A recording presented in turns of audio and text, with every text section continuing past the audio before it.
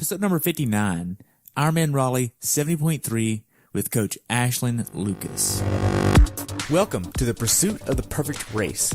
I'm Coach Terry Wilson, and with each episode, I bring stories of athletes to you that share their experiences at races in order for you to learn how to have your perfect race.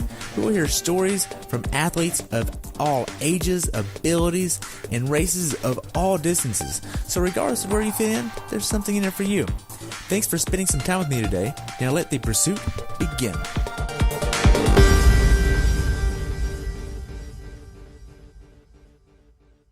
Hello everyone, and welcome back to the pursuit of the perfect race. Today I have the pleasure of talking with my friend Ashlynn Lucas about her race at IRONMAN Raleigh 70.3, where she had a time of 5 hours, 20 minutes, and 28 seconds. This race took place on June 3rd, 2018. The temperature on race day was 69 degrees and rose to 88, with the water temperature being around 80 degrees. Ashlynn is a coach with Be Fierce Lifestyle Fitness Coaching. Ashlynn is being coached by Ben Drezek out of Denton, Texas. Welcome to the show, Ashlynn. I look forward to hearing about your race. Thank you. Thanks for having me. I'm excited to be here. Awesome. I look forward to hearing about your race, and I'm really thankful for your time spending with me today. No problem. So what made you want to do this race? This race was kind of spur of the moment. I was headed to do Ohio 70.3 as my A race this year. 70.3s were kind of going to be my thing this year. And my in-laws are from North Carolina, so I thought, you know what? They haven't seen me race, and my children haven't seen me race, so let's just make it a family event and go race Raleigh. So that's what we did. Nice. So how's your training going into this race? My training was, it was good. It was a little wonky, a little different. I think that hindsight is that you don't throw a 70.3 in after you get done doing a Boston qualifying marathon that is full of hills. So, with that being said, the training kind of consisted of more of a running kind of platform. I've also been kind of feeling out and figuring out a foot injury and, when to press hard on the runs, when to, kind of let up and things like that, and just trying to get the most out of my foot for this season. So, but I have to say the training was going well. The training for a 70.3 is definitely different than 140.6s, which I've ultimately trained for in the past. So I've actually enjoyed a lot of the shorter, higher intensity stuff. So yeah, I'm going good. Good. So how many hours did your training max out at? I would say about 15 hours a week. Okay. Some weeks. Yeah. And that's with days off too? Yeah, 1 day off. I take 1 day. Okay. So what was your longest swim, bike, and runs going into Raleigh? I would say 3 hour rides, 3.5 hour rides maybe.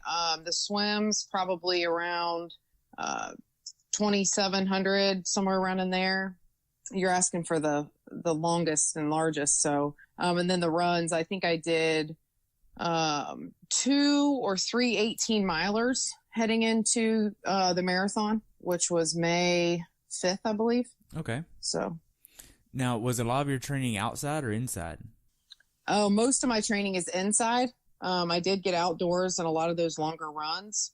I got outside for a couple of long bikes, and then I had 0 open water swims this year just because of when the races hit. It was when the water was pretty cold. So most of my training is done inside.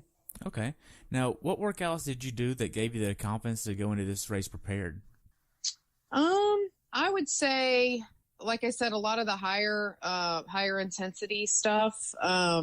It was kind of an interesting dynamic this time around because being a coach and personal fitness coach and things like that, and triathlon coach and running coach, I started a couple groups that met on Tuesdays and Thursdays. So I was really implementing a lot of the weight training, a lot of the circuit training, low weight, high rep stuff. So I was really curious as to how that would kind of, work with the training load. But I think that I actually was pretty shocked. I went into the Flying Pig, and I really didn't expect to qualify for Boston just because of the fact that I was doing a lot of weight training and I was training for a 70.3. So I have to say that I was pretty impressed with how the higher intensity, shorter amount of time kind of workouts worked well into preparing for both,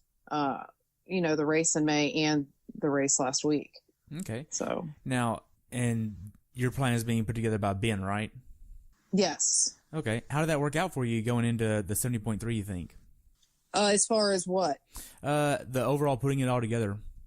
I honestly think that, I've heard before that if you add back the strength training in the correct way, that it can benefit. And so I was really kind of skeptical going into it, as far as, being strong, being really strong and holding on to a lot of muscle, which my body does. I was really kind of curious as to how that would work. And I honestly think that,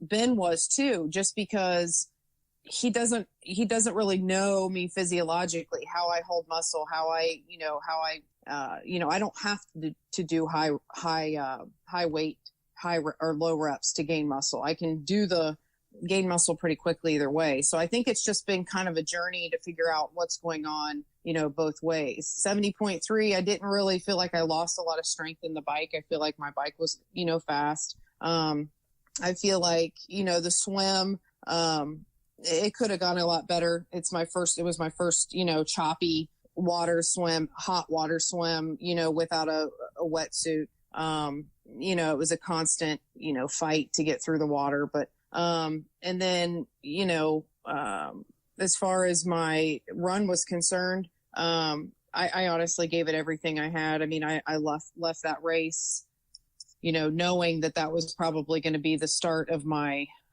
healing for my foot, just because I was in so much pain, just excruciating. So, now, yeah.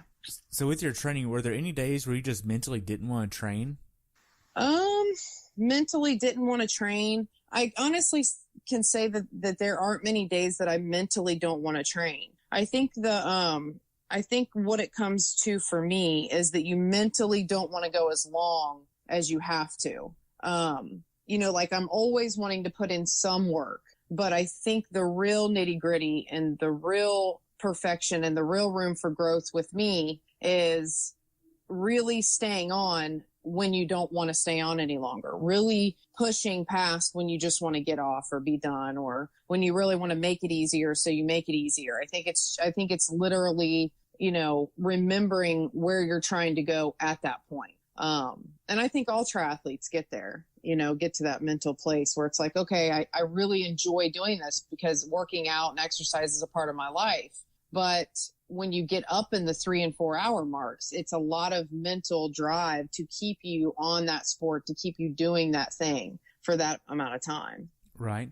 Now then, whenever you look at your nutrition that you're using for the race, what are you using? I use Infinite on the bike. Okay. And I use the Roctane on the run. Okay. And do you have an ideal number of calories you're trying to hit every hour? I know that I have 2 or 3 bottles of Go Fast. I'm not exactly sure the calorie breakdown there. It really has never failed me, so I just have never really had to break it down any further than what I do. But 2 bottles of Go Fast, which is their non-caffeinated kind of endurance, women's formula. And I take that every 15 minutes on the bike. And then usually I will push some type of custom blend with caffeine, salt, and things like that for the 3rd or 4th bottle on the bike. So like I said, I've never really felt like I've never bonked. I've never not finished. I've never not had a solid, ride or race or something like that. It's just been all, physically what I can do or, like I said, I probably could have used a little more recovery for that race coming out of the pig, because as many triathletes know, and some people don't know, and we still can't figure out why, marathons or straight running events are 10 times harder on the body than a triathlon ever will be. So you always end up feeling super beat up after a running race. So, and the pig was no exception. Right. Now, when you're not training or racing, what are you doing? If I'm not training or racing, what am I doing? You mean like on the off season or during every given day? Like, what are my other hats? Other hats that you wear during the normal week? Okay, so I'm a mom of 3. They're all under the age of 10. 2 of my children have delays, so we go to therapies and things like that.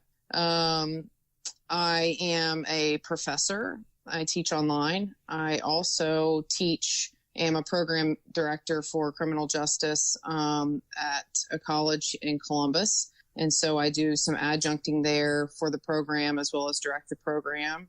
And I am in my last 6 months of my doctorate degree for public service leadership. So I am steadily working at keeping straight A's in that, dissertation bound. Nice. Yeah. And you're a coach? Yes, I coach. I coach quite a few athletes. I coach both online and I coach, in person. So. Right. And that's not to exclude Jared at all either. No, I have a full-time husband.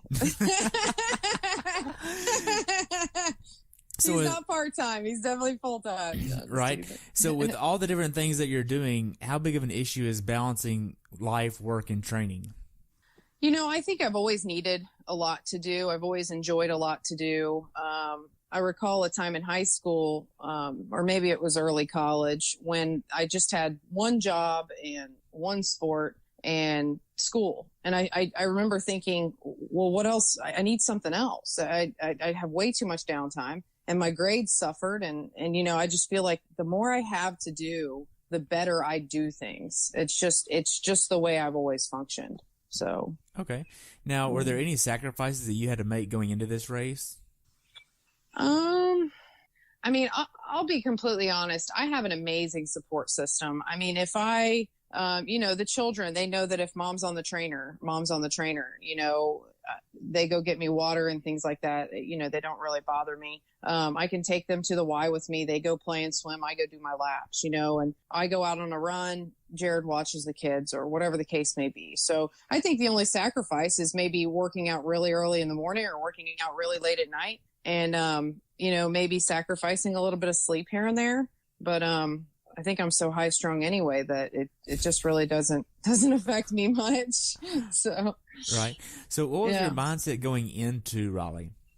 It was a different mindset. I will definitely give you that. It was the mindset of, I'm here with my family. I have to play mom. The night before my race, the day before my race, the morning of my race. And, when you're able to usually I don't mix the two, and my super competitive side will not mix the two. So this one was a little bit more fun, a little more relaxed kind of mindset. And then I kind of got to Raleigh and I really wasn't impressed with some things. So I was like, you know what, I'm just gonna do my best, go for the gusto and just give it my all. So, I had my family in and my, things like that. So I was just trying to put on your mom hat, and it's a lot different. It has to be a little more relaxed because I'm not going to make their time miserable. And, I want them to enjoy, but yet I have to try to get in the zone. So it definitely was a different mindset than I've ever had before. Okay. So.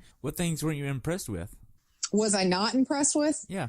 So in Raleigh, they have 2 transitions, 2 sites, and they're about 30 or 40 minutes away from each other, T1 and T2. So T1, your spectators they can get down there in the morning, but they can't get out of there till like 10 o'clock in the morning. Once you're bussed down, it's like, we were bussed down. We had to be on the buses by 5:15, get to T1.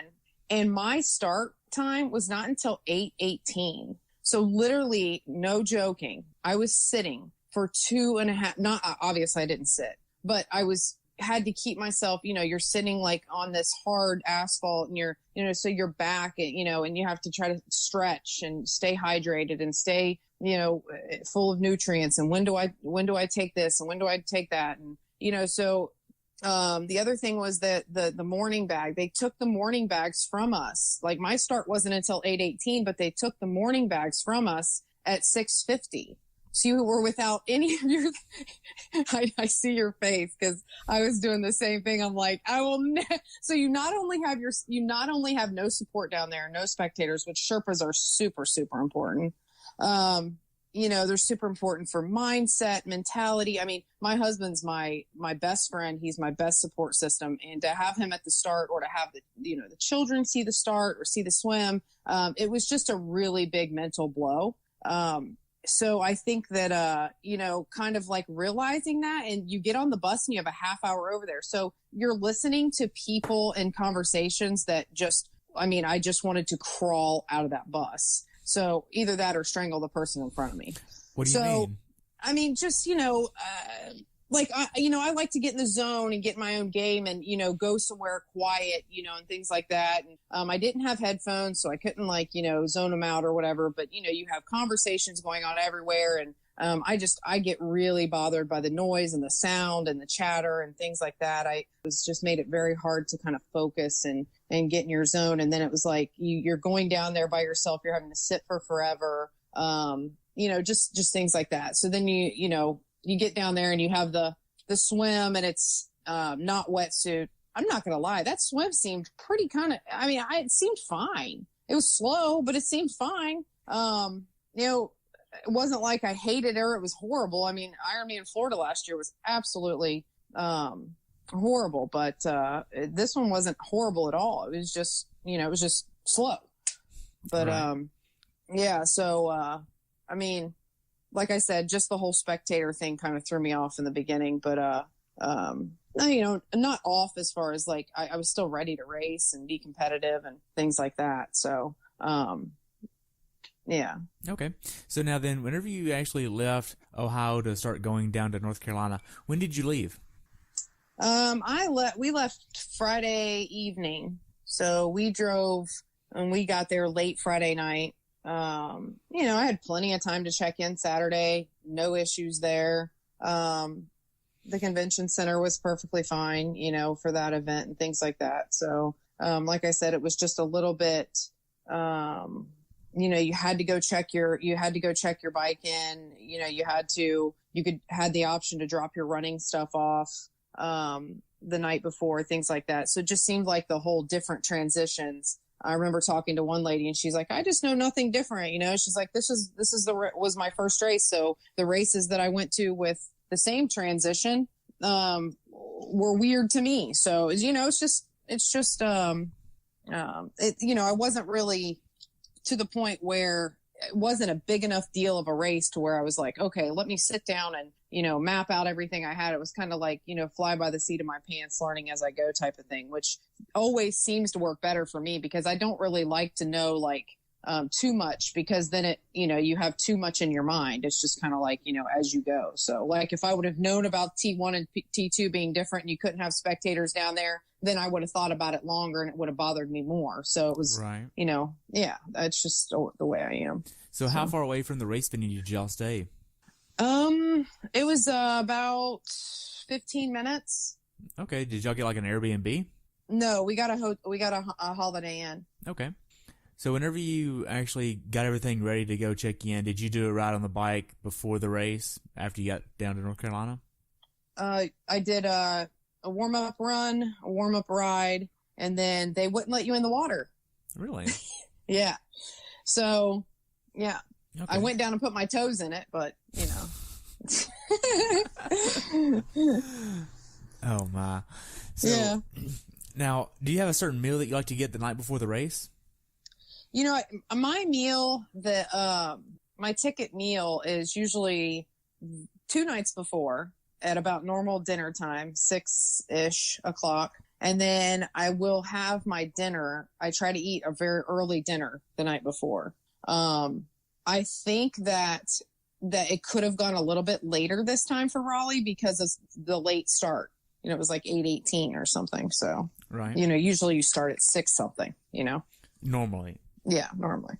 So did you try to get in bed at a certain time the night before the race? I usually try to get about 5 or 6 hours of sleep. If I can get about 5 or 6 hours, that's amazing. Okay. So what time did you wake up the morning of the race? I got up at about 3:15. Okay. So, if you look at that, that's a normal time to wake up. That's enough time to get your morning nutrition going, get yourself together, get down there. And like I said, but you have from 3:15, you're awake, and then you're not racing until 5 hours later. So right there, that throws if you know pre-race nutrition, 3 to 4 hours prior would be your very, very first meal, like an Ensure or something like that, banana. And then you'd have something, like a peanut butter sandwich or something like that, maybe an hour or two before the race. So then you're looking at 5 hours from the time you wake up that just offsets your nutrition by about 2 hours. So right. It was definitely awkward, to say the least. I mean, there were people eating like bowls of oatmeal at the start, but I'm like, their morning bags are gone. Where are they getting? Or did they just set them a little pouch next to them? I mean, I don't know. I was confused. Wow. So Before you leave the hotel, what all are you doing to prepare for the race? Well, usually, like I said, I'll get my Ensure and drink the Ensure. I'll drink a cup of coffee. I will shower and braid my hair. I usually braid it wet, and then I put my kit on and get my bags ready. Make sure that I double check everything, all of my bags, all of my gear. And then I will usually make sure that I pray before I leave the house or apartment or hotel or whatever, and then head down there. Okay, so you get to transition. What all are you doing in transition? For this one, you laid out your stuff. So I took my bag into transition and actually laid it out, and I lay it out as I'm going to put it on. So the stuff I put on last is on the bottom, and the stuff I put on first is on the top. Okay. Now, this is your first time racing on the Denton, right? Yes. The other thing I think is important to learn about transition is that you need to, once you get your stuff sat down, whether it's your run gear or your bike gear, you need to take a step back and see where your ins and outs are. And you need to go to your in, and you need to visualize where your spot is, so that when you're delusional and you're tired and, exhausted and, brain fog, you have this spot that that you have to run to get your stuff. Right.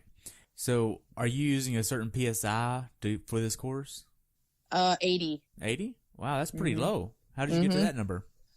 Well, research, a couple, maybe a year back or a year and a half back, I read research on PSI, and they said to go with the 80 PSI because it was faster. Because when you pump, I used to use 110. You pump your tires up to 110, and your bike is actually skipping, your tire is actually skipping over the holes. So instead of actually gripping and getting down in, you are losing grip every single tiny hole or crack that you go over. So you want to make sure that you're getting the most. I don't know. It was just, it was super fast, much faster than the data than 110 or something like that. So it's a noticeable difference. I would highly recommend it. Okay, and you also have a aero helmet for this race too, right? Yes, I had you pronounce it gyro. Okay. So now then, in between the time that you leave transition and your swim starts, that's what, about 2.5 hours or so? From the time that you left where I dropped my bike, you mean? Yeah. Yes. Yep. So what were you doing in between that time? Just hanging out, doing nothing? I mean, I really tried to stay hydrated and to lay on my back. I had brought a sweatshirt, and I just tried to lay on my back because, if you're sitting on your rear end and you're holding your muscles for that long of time, that's just all that exhausted energy. So I was trying to, stretch. When the time came close, I did a little bit of a warm up. But like I said, your morning bag was gone, so you didn't have flip-flops. you were just standing straight on the asphalt and the gravel. So there really wasn't much of a, running warm up that you can do. So I just did kind of a stationary warm up and stretch and things like that. So just try to stay as kind of using the least amount of energy as possible. Okay. Now, the final few minutes before you get in the water, are you eating a goo or anything? I usually, about 30 minutes prior, I will take a Roctane goo. Yeah. Okay. Gel. So this obviously wasn't wetsuit legal, but did you use a swim skin? No, I did not. My hindsight is I should have used one. I've never used a swim skin before, and the kit that I have, I learned that it's probably, like the swim skin would make it faster when the water catches, like in your rear end pads or whatever the case may be. So, I definitely should have used one.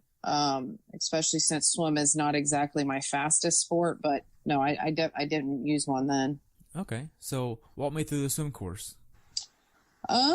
So the swim course it's like a triangle. So you go straight out, turn right, and then kind of angle back. And so I can't remember the name of I think it's Jordan Lake, but there are open boats, like they're open rides. Like the lake is actually open to the public. So, there was some chatter on social media that the North Carolinians don't really like the triathlon going on, things like that. So they would take their boats and at fast paces and, kind of, speed past and make waves and things like that, which, literally I remember swimming and you could smell the exhaust fumes from them coming by and just screaming their boats past. So it was a really tough swim. It was a really tough swim.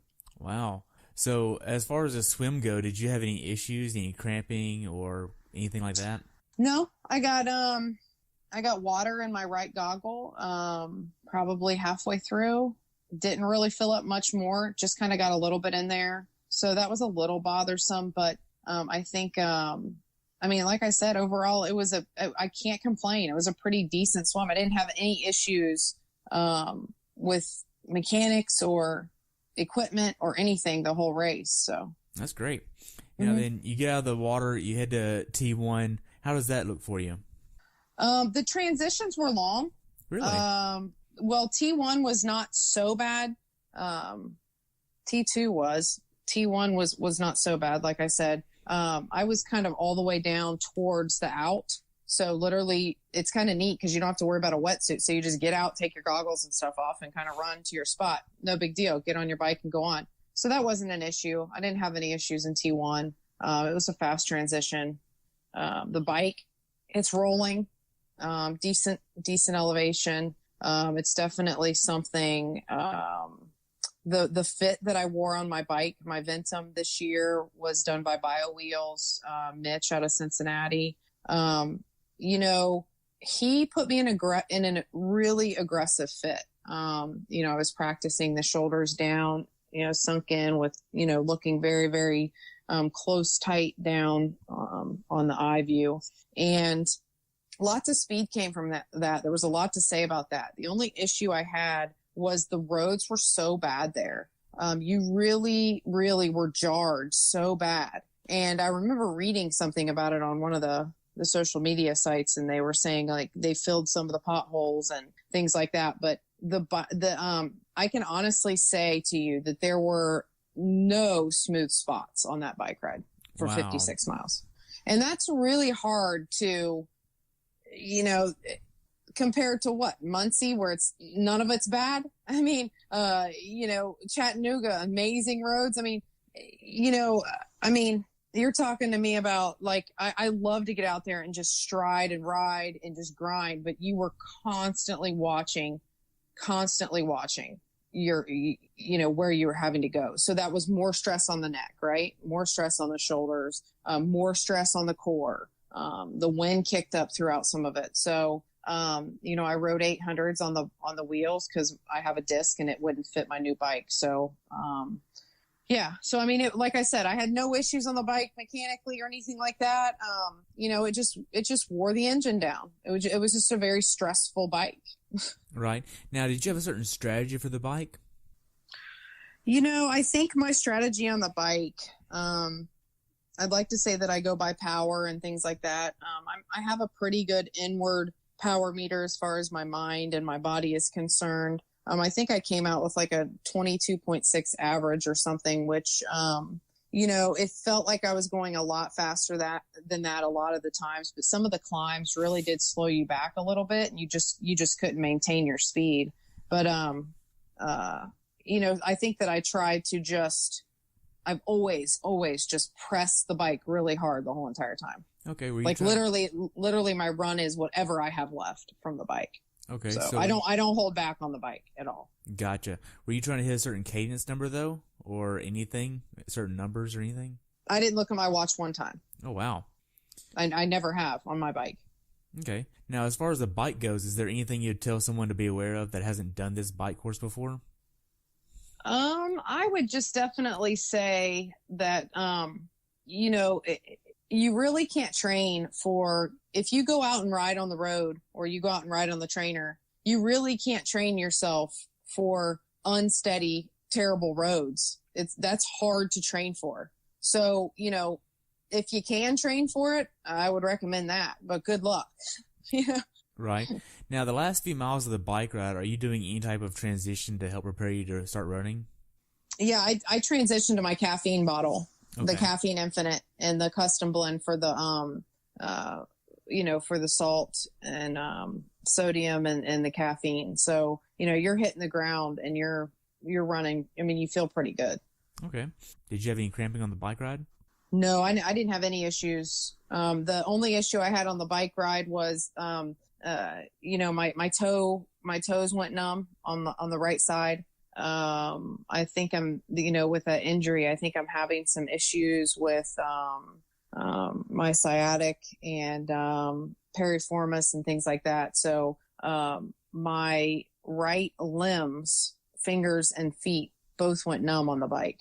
Wow. Like your whole right side went numb? Mm-hmm. Yeah. And I regained that feeling on the run on my feet, but my fingers 2 or 3 days post race didn't come back. They just now came back like a couple days ago. Wow. So yeah. So it really pinches that nerve down there. Wow. Final few miles getting into transition. Are you coming back into the city and then kind of getting ready for the run? What does that look like? So you come back into the city. They had us exit off the bike. I don't ever remember running my bike so far. I'm like, it was just like we kept running and running and running our bikes. And it was like, when is this ever going to stop? So, but yeah, I mean, like I said, that transition was a little bit long. So how long do you think it was? I mean, it took me 3 minutes and 3:03 or something like that. And I was just like, whoa, like, I mean, and I took 0 breaks for anything, nothing. It was literally running your bike to your spot and getting on and going and run. And that's it. I mean, and it took 3 minutes and 3 seconds, which that is a long transition. Right. Now, did you have a certain plan that you wanted to execute on the run? I've been really trying to, each one of my runs, the further the season gets and the more I ran on my foot, I just was trying to get as much out of it as I possibly could. And I tried probably 2 or 3 times to speed up and literally physically could not handle the pain. So my goal was not necessarily, I'm not a numbers kind of a person. I'm a very this is how I feel. And I was going to push 100%. Like in the swim, I was breathing so hard, I was hyperventilating the whole entire time. In the bike, I was breathing so hard, I was hyperventilating the whole entire time. In the, I was burning the whole entire time. In the run, I was burning the whole entire time. So I can assure you that every step I was just at my max. And that's always my goal is why would you go anything less than your max? I don't understand that. Anything less than that, I don't comprehend. I do it on my marathons. I've done it every single race I've ever ran. Wow. Even the 140.6s. There's maybe the downhills on the bike is when I don't breathe so hard. Maybe. Okay. So, that's just the way I race. okay. For the first few miles of the run, how did that go for you?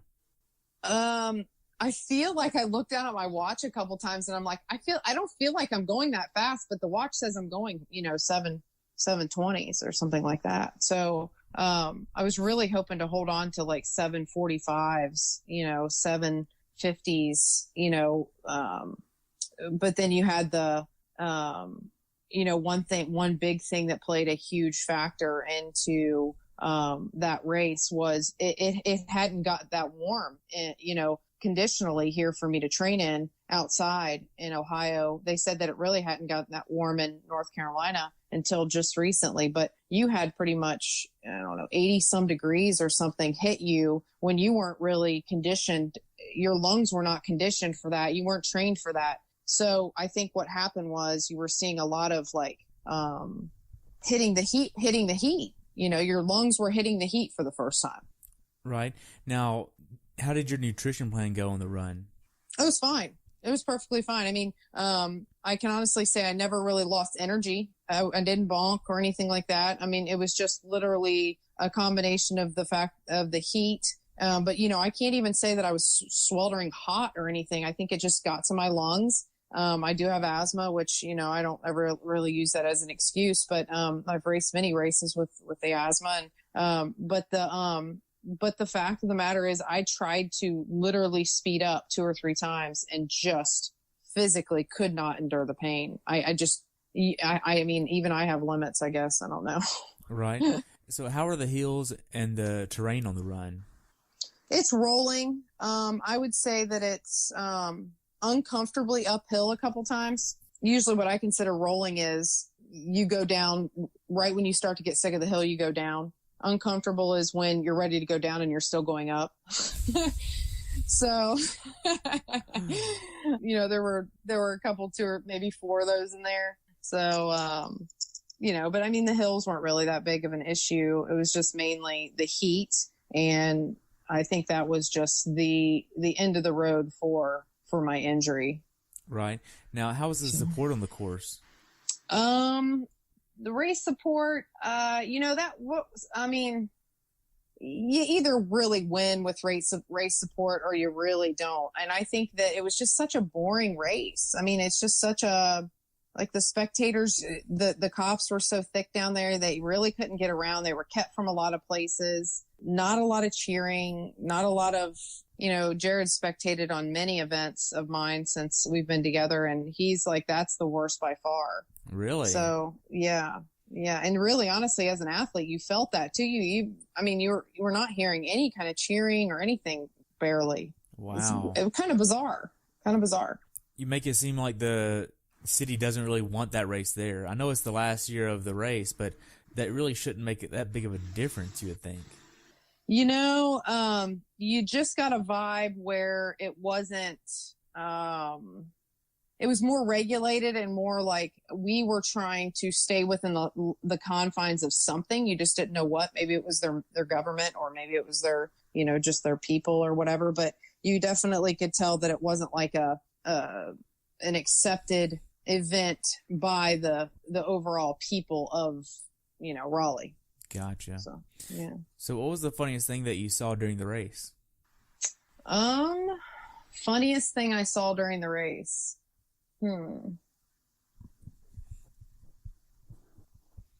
I don't know. I found myself cracking up laughing at this lady wearing a bikini bottoms that were made out of denim. Really? Yeah, with denim with like the elastic around the rear end part. So, I mean, it was like a train wreck. You could not watch it. So, like, who wears denim to race? And I don't know. I just kept but I get drawn to the weirdest things. But I'd have to say that was probably the funniest thing. Wow. So miles 10 through 12, how was that for you? I think after mile 9, and a half, I'm just kind of like, anybody can run 4 miles, so just go run 4 miles, So I think at mile 12-ish, 12.1, you hit one of those hills that you want to go down and you still have to go up. So, and then it just kept kind of going up. going up into the city and into the actual, like, and then you were like, oh, there's transition. I thought I'm done. Nope, still got a mile to go. So a little bit of a brain tease there. Wow. But I mean, at the last half mile, a lady in my age group, I mean, I guess I could have been sixth. I don't know. I didn't realize I was trying to cheer her on to pass me or keep up with me when she was in my age group. But I don't know. That's just the way I am. You know, if you pass somebody struggling, you try to, you know, keep them going. So right. That made it a little bit easier. So yeah. So the last 800 yards before the finish, how was that? I mean, I don't really have any issues as long as I can hear and see the finish line. I'm pretty good to run to, you know, kick up the adrenaline. So, you know, what was really painful before, it ends up not being so painful. You know how adrenaline works when it kicks in. Like, I wish I could run with adrenaline my whole 13 miles, but it doesn't work that way. So if only. So you have to actually like stop and realize your pain a lot of the way through. Exactly. So after you crossed the finish line, what'd you do next? I went over to Jared and my youngest daughter, and she was telling me about a story about some kind of a bush that pricked her or something like that, which was probably the last thing that I wanted to hear about at that point in time. But I just kind of gave her a blank stare, you know, but you were because listening to her. I was, and then after the race kind of sets in, after you kind of take a deep breath and you know, a couple seconds come, then all of the pain just starts rushing through your body. So I literally just had to walk a little bit and then sit down. I had to sit down. And I actually was in, I don't know, they said the pinched nerves caused so much pain in my body that I was actually like, you know, really trying to fight back puking because of the shock. Wow. So, I mean, it was no joke. It was no joke situation. Wow. So how was your recovery process? So, we were going to leave and, I couldn't, like, I couldn't, I needed to lay down. I needed to be, you know, in the, you know, cool air. I had to just take a minute and I had to rest. So we got another hotel room. I laid down for like 2 hours and was literally shaking and trembling the whole entire time. So, wow. Yeah, it was feeling like fighting back, like this feeling of, and finally I took like I don't know. He gave me maybe 4 ibuprofen or something. And as soon as that kind of set in and kind of numbed the pain a little bit, I felt like I could actually begin to like think and function a little bit. Okay. I stopped shaking and that type of thing. So looking back on it, how well prepared do you think you were for this race? I think that this is what I honestly think. I think that during the training, I remember getting really upset that I was injured and that I kept feeling pain. And I think that my pain kept going from like, okay, yeah, now it's my foot. Okay, now it's my left hip from overcompensation. Now it's my piriformis on my right side.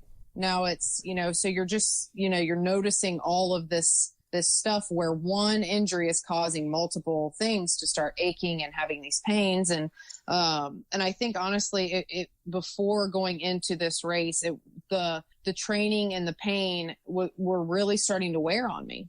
And I remember thinking after the pig, I'm like, am I going to be able to do my Ironmans this year?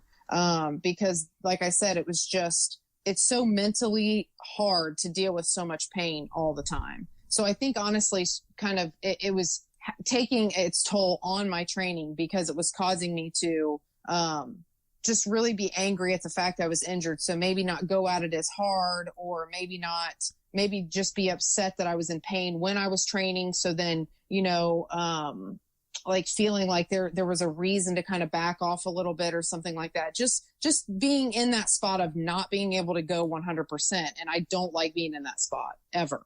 Right. So, when was the last time you were actually able to go 100%? I was thinking that actually, I was thinking that on my swim yesterday. I was like, when was I 100% last? I remember racing Louisville 140.6 2016, and I was 100%, no issues. Zero issues. No foot issues, no sciatic nerve issues, nothing. Nothing. And I started to have a little bit of the plantar fasciitis or the foot pain, kind of like that starting that season. But then what really wrenched it down was I stepped off of a curb at like an Olympic Zoom race or something. This was like in, I don't know, what was it? September, I think, of 2000. No, it wasn't September. I'm trying to think of when it was. June, maybe. Anyway, I can't really remember when it was. But anyway, I stepped off the curb and my bike fell and I went to grab my bike. And it was just, I mean, everything just pulled like as hard as possible. The bike went into the shin. It caused a huge gash. And, you know, one of those things where it was like, it just pulled. And then my bike fell more. So I went to get it and it pulled more. And then I fell more and then it pulled more. So it was like one of those things where it just kept pulling and pulling. And ever since then, it just has not came back around. Wow. Now then, what's something that you learned about this race that you'd like to pass on to someone who hasn't done this race distance before? This race distance, I would say that, and I've thought this a couple times, but I really, really, really think it after World 70.3 last year and this race, Raleigh 70.3, you have to respect the 70.3 distance. The 70.3 distance is not half of an Ironman, as far as the competitive level. It's not, you're not racing against the athletes that race a 140.6 are not the same athletes that race 70.3s. So meaning what I mean by that is you can be good at 140.6s and not be very good at 70.3s. You have to work just as hard in a different way. You can't just half your training or half the mindset or half, go half the effort. You have to give 100% effort at those shorter distance, at those higher frequencies, at those higher frequency workouts. So it's not like, it's nothing. You have to respect that. You have to respect the race, for what it is. And it is a big deal and it is a lot different, than training for a 140.6. So. Gotcha. Now, how could Ironman have made your race experience better as an athlete? As far as Raleigh is concerned? Yeah. I would say, I don't know. I would say that number one, if you go into a town where you're not really invited or accepted as a sport or as athletes or something, then you don't go there. You don't have a race there, number one, because that's going to affect a lot of different things. If Ironman really understood the whole dynamic of Ironman and you are paying a pretty decent amount of money to get there and you are putting a lot of training and a lot of effort, people are putting in a lot of money to get to hotels and get things down there and get things going. And then for you not to be able to have your people that you've paid to have down there to watch and to spectate and be with you and have that support. I think that was a fail. And if they can make it to where they can have one transition, I would rather finish out in the boondocks with one transition than I would finish in the city with two transitions. I'd rather go in circles on the bike than point to point just to make sure that I had one transition. It just is so much easier. Gotcha. Now, we covered a lot. Do you have anything else you'd like to add about your race? No, I mean, it wasn't my fastest by any means, 5:20. I mean, the girls, the first in my age group were 5:07. I think I was 13 minutes behind. It was obviously indicative that it was a tougher race, but I think that, I'm pretty happy with the fifth place finish, considering all things, and even if I do have to take some time to, nurse my injury, I think that, it's not really a bad ending to a Boston qualifying marathon and then a fifth place finish at 70.3. So, I mean, honestly, I was really upset with, the way that I finished and things like that and my injury and frustrated with it all. But, looking back, I mean, it was a good job. It was a good effort. It was all I had. So that's all you can do, Right. So what's next? I go see the foot doctor July 6th. I have a feeling they're probably going to want to do surgery on my foot, to elongate the fascia. And that's what they did on my left foot and told me that I would probably need it on my right foot eventually. So that eventually is probably here, especially because it's pretty much excruciating from the time I wake up to the time I go to bed. I think that I'm tired of managing the pain. I'm tired of having to overcome the pain all the time. So I think that it's just time to get the surgery, bite the bullet, and just be back, and just swim, work on my swim until then. Pretty much when you get surgery, what I did before was anything you can do in the boot, you can do. So I get on my bike and I spin, on the trainer, and I can't swim for a while, but, and then you just slowly, gradually get back into things, and then you just come back, like I had so many bad issues with my left foot until I had surgery. And now I have absolutely zero issues with my left foot. It's amazing. So I'm hoping my right foot has that same kind of healing structure. When did you have surgery on your left foot? This was 2015. Okay. So it puts you down it would put the normal athlete down about 8 weeks. It puts me down about 5. Okay. So plus I have a really cool podiatrist that used to be a triathlete, and he doesn't really mind if I get back to it sooner if I'm able to. So. Gotcha. Now, are you going to do Boston next year? Yeah, I'll do Boston. Nice. Hopefully it's not as bad as it was this year. Yeah, right. No, I definitely plan on doing Boston, which I said I would never go back because I really don't like the city, but but I'm like, you know what? I haven't qualified and went in a while. The last time I went was 2009. I've qualified pretty much most marathons that I run, I qualified, but I feel like, you know what? Why not just go back? It's been however many years. So I think I am going to go back this year. And my time was 3:32 and I needed 3:40. So 8 minutes is usually a pretty good sure-in. So. Right. Now, how can athletes follow you? You can go to Be Fierce Lifestyle Fitness on Facebook, or you can follow me, Ashlynn Beth Lucas, on Facebook, or we are on Instagram with Coach Ashlynn Beth Lucas. Also, the website is BeFierceLifestyleFitness.com. Okay. So I only have one more question for you, and that's what's your definition of a perfect race? My definition of a perfect race is when you finish, you could not have left any more out there on any one of the 3 sports. Not one. Not one. Wow. Well, that's great. Thank you so much for your time. I've enjoyed hearing about your race, and I look forward to following you next year at Boston. Hopefully you have a quick surgery and easy recovery on the way back. Thank you very much. I appreciate it. Awesome. Have a good day, okay? Okay, talk soon. All right, bye. Thanks for tuning in today. I hope you were able to learn something from today's episode. If you enjoyed the show, please take a minute to leave a review on iTunes or share it with a friend. Be sure to subscribe so you never miss an episode. If you'd like to see pictures from this athlete's race, learn more about who I am, what I'm doing, or be on the show yourself to share your story, check out my website at CoachTerryWilson.com. Until next time, continue the pursuit.